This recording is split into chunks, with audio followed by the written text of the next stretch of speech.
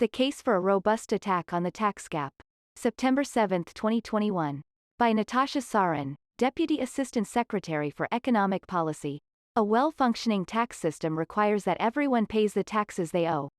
Today, the tax gap, the difference between taxes that are owed and collected, totals around $600 billion annually and will mean approximately $7 trillion of lost tax revenue over the next decade. The sheer magnitude of lost revenue is striking. It is equal to 3% of GDP, or all the income taxes paid by the lowest earning 90% of taxpayers. The tax gap can be a major source of inequity. Today's tax code contains two sets of rules. One for regular wage and salary workers who report virtually all the income they earn, and another for wealthy taxpayers, who are often able to avoid a large share of the taxes they owe. As Table 1 demonstrates, estimates from academic researchers suggest that more than $160 billion lost annually is from taxes that top 1% choose not to pay. 1. The United States collects less tax revenue as a percentage of GDP than at most points in recent history, in part because owed but uncollected taxes are so significant. The tax gap also has meaningful implications for fiscal policy. These unpaid taxes mean policymakers must choose between rising deficits, lower spending on important priorities, or further tax increase to compensate for lost revenue, which will only be borne by compliant taxpayers. Currently, an understaffed IRS, with outdated technology, is unable to collect 15% of taxes that are owed, and a lack of resources means that audit rates have fallen across the board, but they've decreased more in the last decade for high earners than for Earned Income Tax Credit, EITC, recipients. For the IRS to appropriately enforce the tax laws against high earners and large corporations, it needs funding to hire and train revenue agents who can decipher their thousands of pages of sophisticated tax filings. It also needs access to information about opaque income streams, like proprietorship and partnership income, that accrue disproportionately to high earners. The administration's proposals call for significantly increasing the IRS budget, specifically $80 billion of investment over the coming 10 years in enforcement, and taxpayer services, generating an estimated $320 billion in additional tax collections over the next 10 years. To further ensure that everyone pays their fair share, the administration also calls for using information that financial institutions already possess, without imposing any burden on taxpayers whatsoever, so the IRS can deploy these additional resources to audit more sophisticated tax evaders. These changes to the third-party information reports are estimated to generate $460 billion over a decade.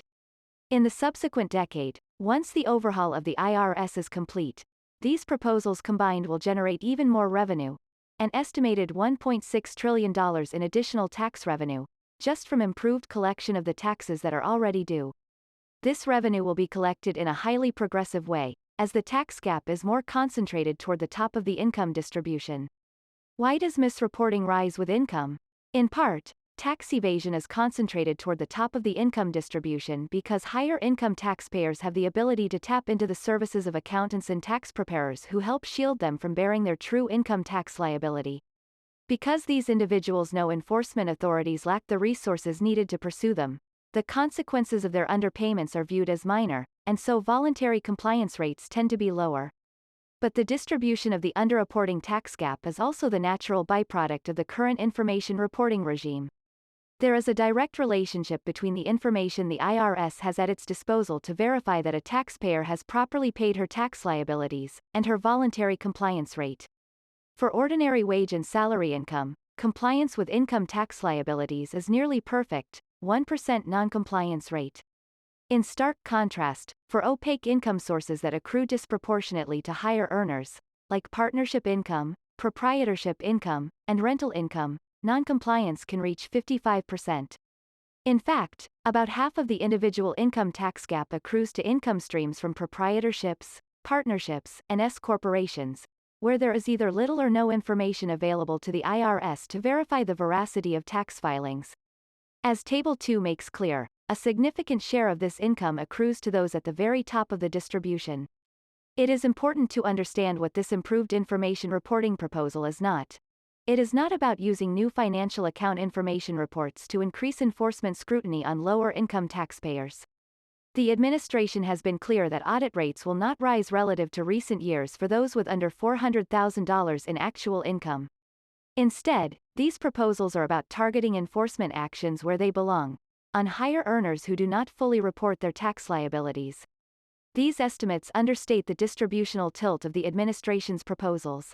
For one, these reported estimates of underreported partnership and S-corporation income are based on audits that are frequently limited to individual tax returns as opposed to returns at the pass-through business level.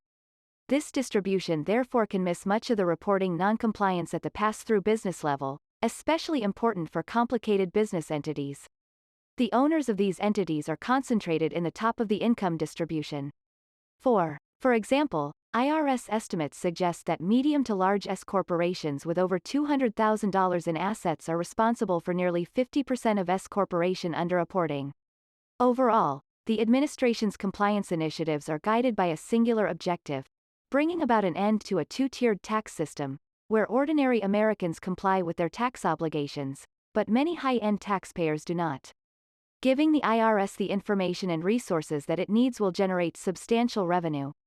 But even more importantly, these reforms will create a more equitable, efficient tax system.